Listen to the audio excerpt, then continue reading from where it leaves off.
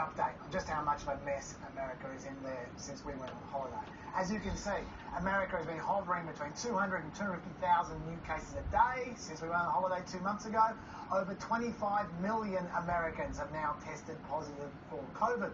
Those numbers are beginning to drop, that's nice, but that's just as the super contagious UK and South African strains of COVID have come onto the scene, so those numbers may yet rise again. Now to compare to other countries with more than 1 million people. America has now registered the second most cases per capita on the planet, with 7.5% of the population having had COVID. Although these days a lot of the other bad countries aren't from South America like they were in November. They're now the second wave countries from Europe.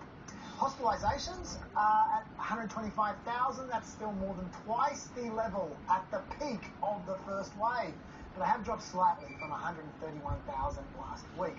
Obviously, what counts the most, though, is deaths. And there have been between 2,500 and 4,000 deaths a day for 2 months now. We're up to over 400,000 deaths in total.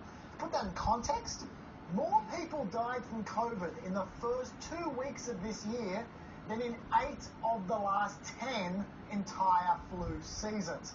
As far as the world goes, America has the 8th highest deaths per capita rate in the world amongst countries with more than 1 million people. Interestingly, the entire rest of the top 10 is made up of second-wave European countries. They're struggling badly over there. So none of that is good news, and neither is it good that there are 12 states that have more than 15% of their COVID tests returning positive, with Oklahoma over 20% of tests. Bear in mind, you want those numbers to be more like 5%. But of course, there is another stat that people are interested in today, that's vaccines. America is 5th there with about